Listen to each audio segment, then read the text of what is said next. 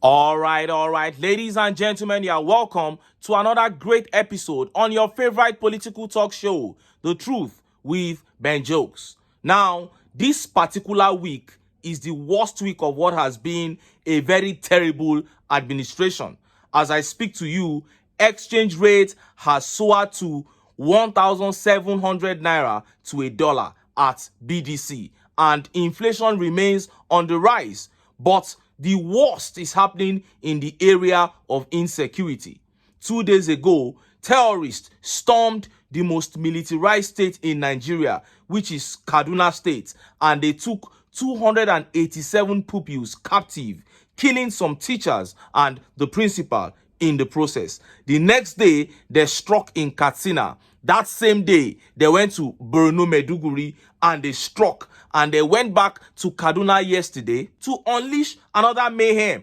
As a matter of fact, 680 Nigerians, with over 650 being children, have been kidnapped within this week. And few hours ago, Amnesty International came out to agitate for the release of those people who are mainly children. But the biggest problem here is the insincerity of the APC government. How do you effectively conduct rescue operations with a compromised security system? And northern Nigeria has been filled with so much tension for the past 4 days. But these terrorists are on a mission and they are not stopping just yet. Few hours ago, news broke out of another attack in Sokoto. These criminals are just out to prove that they are winning the war against the Nigerian state. Before I show you the ridiculous manner that this last operation took place and how Nigerians reacted, let me quickly show you these updates. TINUBU not interested in cutting costs, only in making governors, National Assembly happy, Professor Yusuf. Former Executive Secretary, the National Health Insurance Scheme, Professor Usman Yusuf, has said that the policies of TINUBU are not people-friendly policies. Usman, during an interview on Channels TV on Friday, also said that TINUBU was not interested in cutting the cost of governance, but interested in making the governors, members of National Assembly and MDAs happy. Orosaye reports when the government is spending 7 billion on his vehicle, 1.5 billion on his wives, 5 billion on a yacht, 197 billion for National Assembly, we are here just fiddling on the edges. Cut the cost of governance from the presidency to the National Assembly to the governors to the MDAs. I was a chief executive. I know how many land cruisers were there, but that is minuscule to what is happening. But this president is truly not interested in cutting costs. He is only interested in making the governors happy. He is interested in making the members of the National Assembly happy. He is interested in making the military happy at the expense of our people. I do not see any of his policies that are people-friendly. People are hungry. People have stopped taking their medications in the hospital. People are dying, and we are here talking about Orosaye report, for goodness sake. Mr. President, don't listen to whatever those your advisors that know nothing about our people are saying. There is hunger in the land. Our people are hungry, he said. Now, few days ago, this government came up with the propaganda of revisiting the Orosaye report that was done during the time of Goodluck Jonathan. They said they wanted to revisit it to learn how to effectively cut down the cost of governance. And Professor Yusuf is saying here that that is not true, that they are not really interested in cutting cost of governance, and he is spot on. This is a government of propaganda. You don't need Orosaye reports to teach you to cut the salaries of legislature. You don't need Orosaye reports to tell you to stop traveling with 1,000 people. A man like Peter Obi can sit down in a 20-minute interview and tell you methods of cutting costs that are better than what you will find in any report.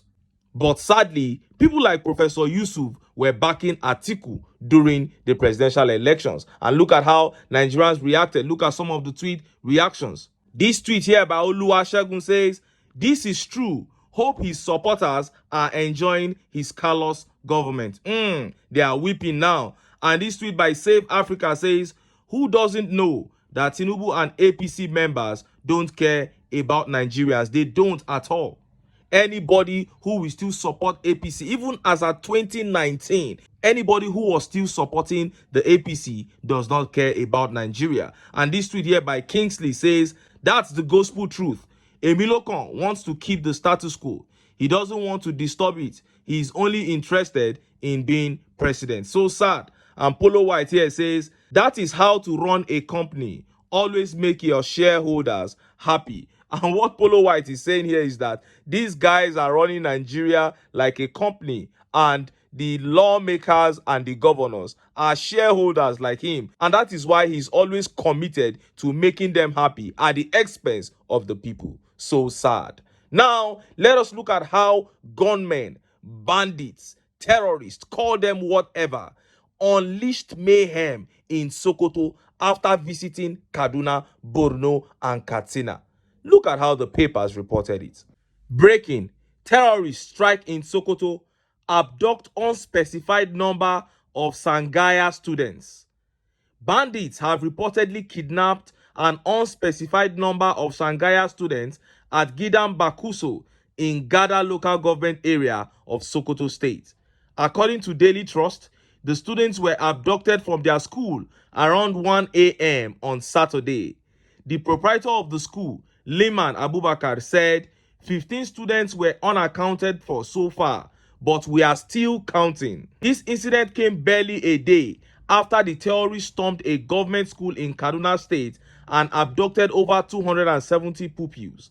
According to Abubakar, the bandits invaded the town around 1 a.m., shot one person and abducted a woman. As they were leaving the town, they sighted our students rushing into their rooms and they kidnapped many of them. This means that they are kidnapping at will.